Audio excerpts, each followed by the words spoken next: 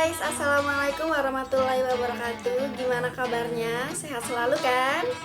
Oke guys, di video kali ini kita akan melanjutkan dari video teks eksposisi yang sebelumnya.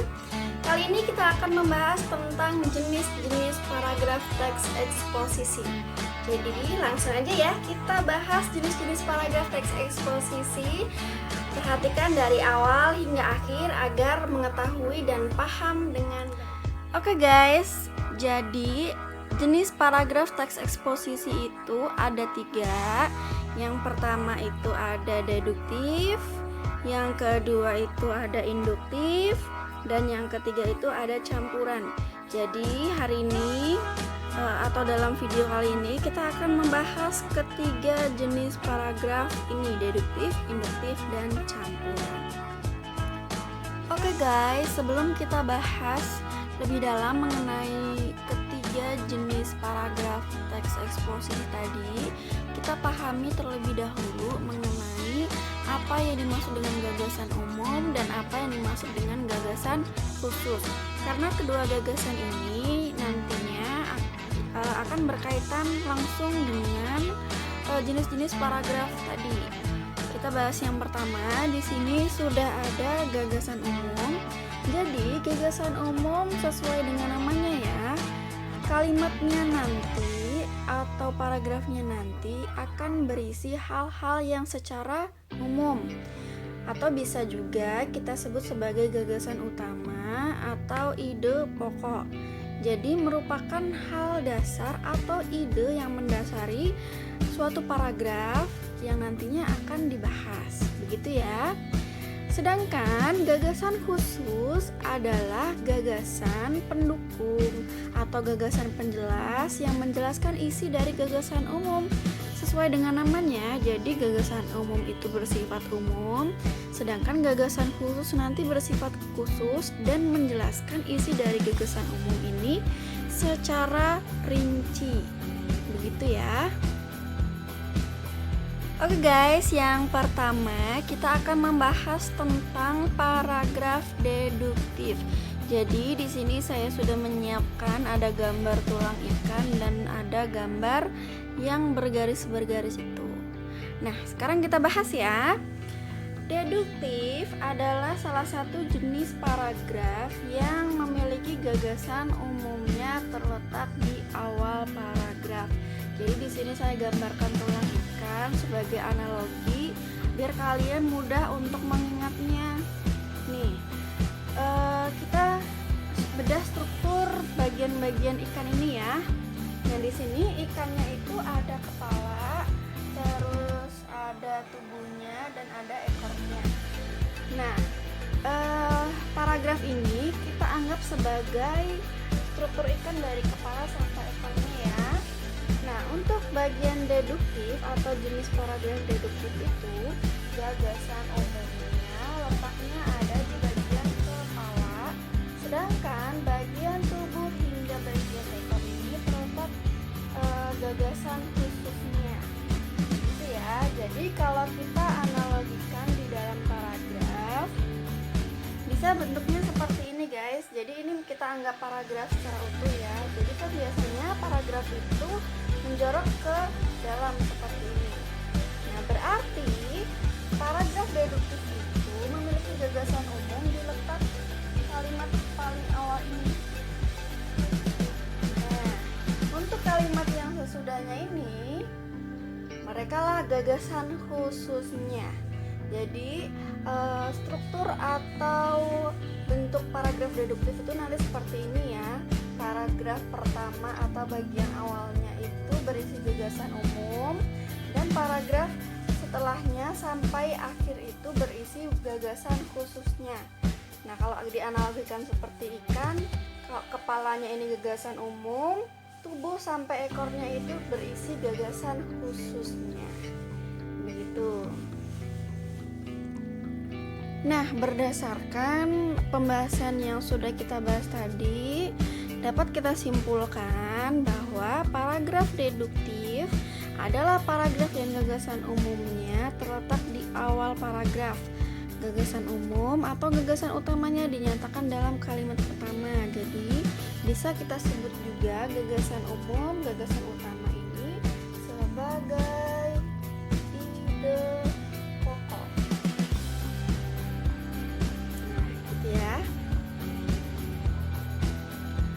Nah, barusan kita sudah membahas tentang pengertian paragraf deduktif. Jadi di sini saya sudah menyiapkan contoh paragraf deduktifnya.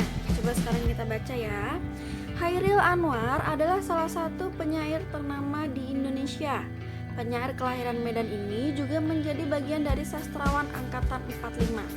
Puisi-puisi Chairil Anwar sangat dikenal masyarakat Indonesia. Salah satunya adalah puisi yang berjudul Aku. Kenapa paragraf ini disebut paragraf deduktif? Nah, coba teman-teman perhatikan kalimat pertama. Kalimat pertamanya ini ya. Dari sini sampai ke sini. Nah, di sini Chairil Anwar adalah salah satu penyair ternama Indonesia.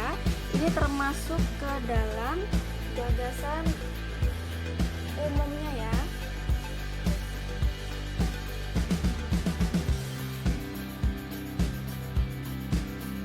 Kenapa gagasan umumnya? Karena coba kalian perhatikan kalimat sesudahnya. Penyair kelahiran Medan ini juga menjadi bagian dari sastrawan angkatan 45.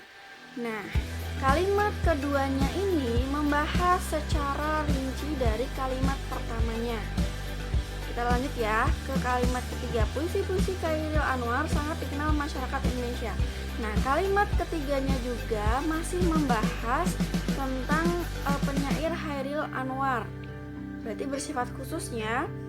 Terus kalimat terakhirnya, salah satunya adalah puisi berjudul Aku. Jadi kalimat kedua, kalimat ketiga, dan kalimat keempatnya ini membahas secara rinci mengenai kalimat pertama yang ada di paragraf ini.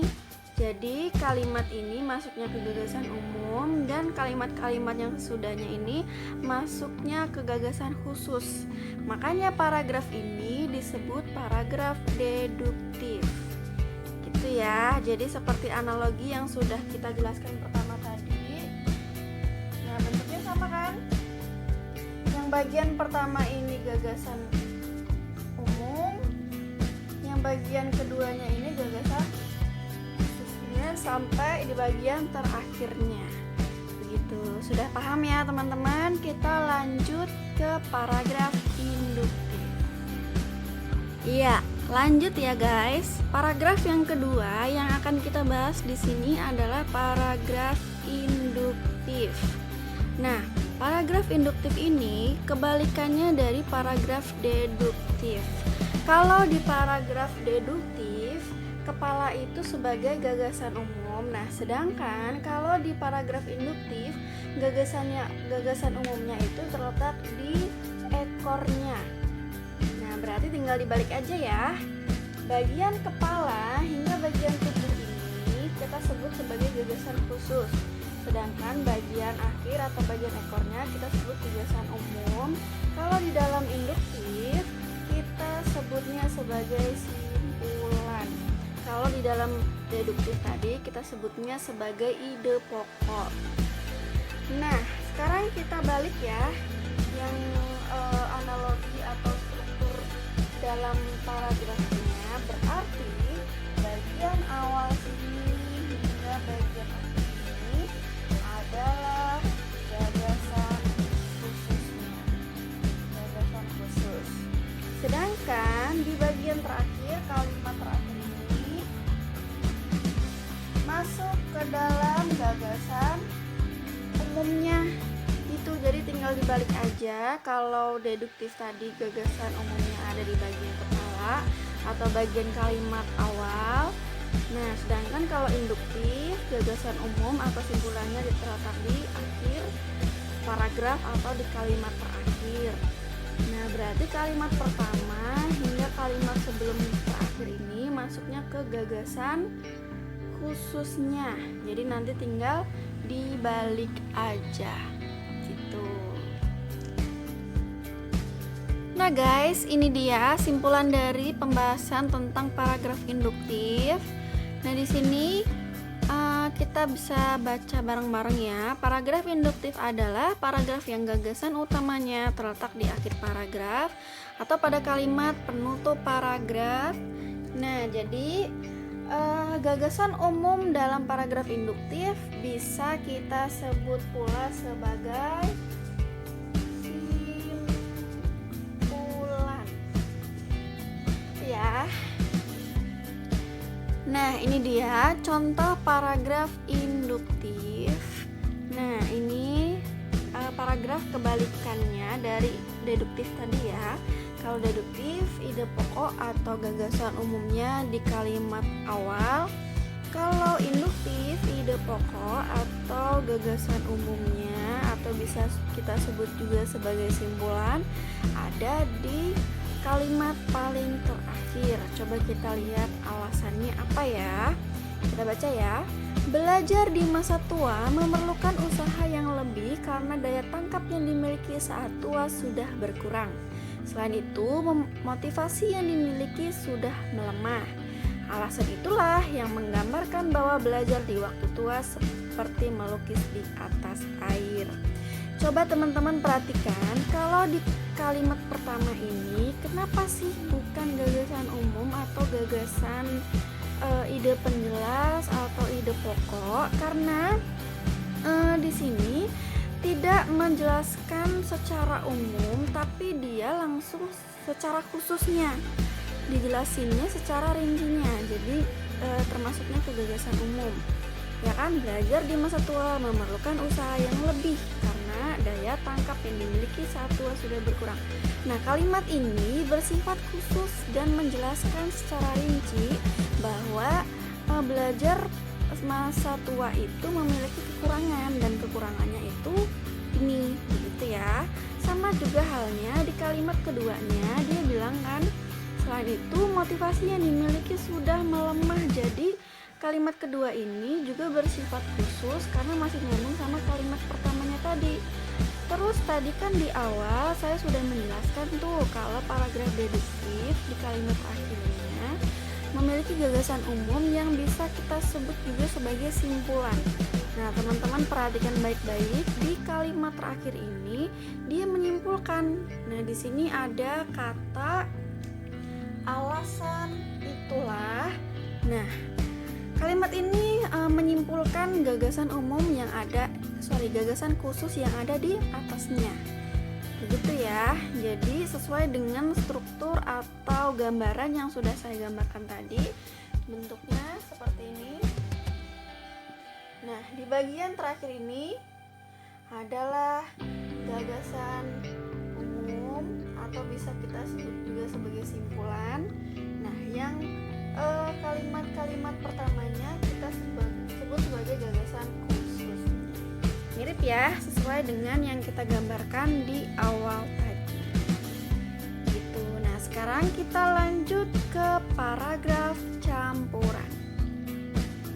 Nah, ini dia jenis paragraf yang terakhir, itu ada paragraf campuran. Nah, sesuai dengan namanya, paragraf campuran ini berarti kolaborasi antara paragraf deduktif dengan paragraf induktif. Kalau paragraf deduktif tadi gagasan umumnya cuma di kepala, sedangkan induktif paragraf umumnya cuma ada di ekor. Nah, kalau untuk campuran ini gagasan umumnya itu ada di kepala dan di ekornya. Sedangkan untuk badannya ini berisi gagasan khusus. Nah, bisa kita lihat langsung. Untuk campuran atau untuk deduktif dan induktif pun sama aja. Gagasan umum kalau letaknya di kepala itu kita bisa sebut sebagai ide pokok. Sedangkan kalau gagasan umum yang letaknya di ekor kita bisa sebut sebagai simpulan. Nah, sedangkan kalau gagasan khusus ini ya sudah berarti gagasan yang menjelaskan gagasan umum yang ada begitu. Nah, sekarang kita lihat ke struktur paragrafnya ya, berarti nanti bentuknya seperti apa. Nah, ini dia guys. Kalau gagasan umum berarti kan ada di kepala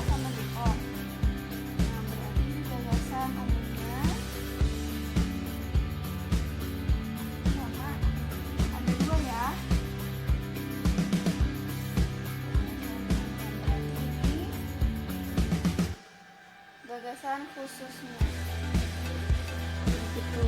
Jadi di dalam campuran ini ada dua gagasan umum kalau letaknya di awal ini sebagai ide pokok, kalau letaknya di akhir sebagai simpulan.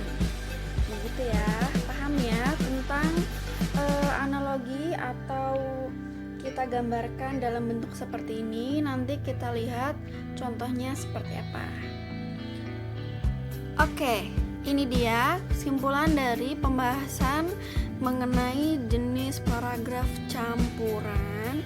Jadi bisa kita ketahui ya guys, campuran itu gabungan dari induktif dan deduktif.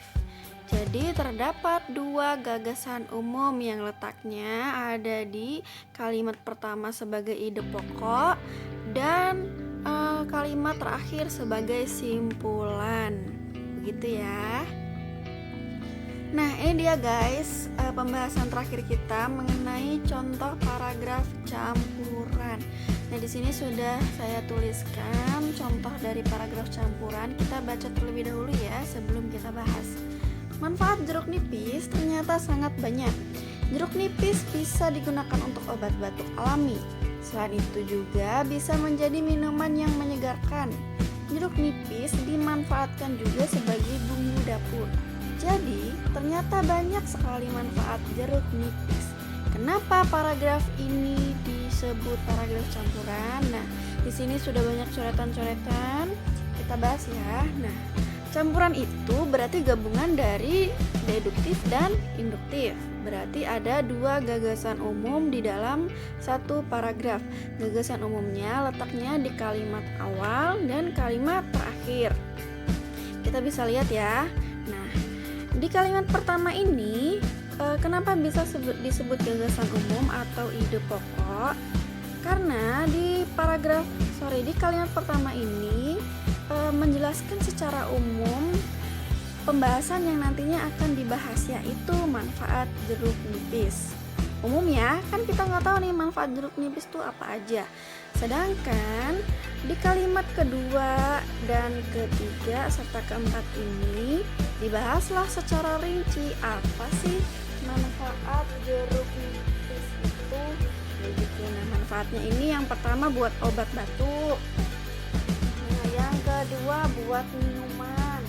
Yang ketiga sebagai bumbu dapur. Dibahasnya secara rinci kan, padahal di sini dia bilangnya cuma manfaat aja. Nah, untuk kalimat yang selanjutnya masuk ke bagian GK. GK itu maksudnya gagasan khusus, G itu maksudnya gagasan umum ya. Masuk ke GK itu atau gagasan khusus itu karena membahas secara rinci mengenai si manfaat jeruk nipis ini.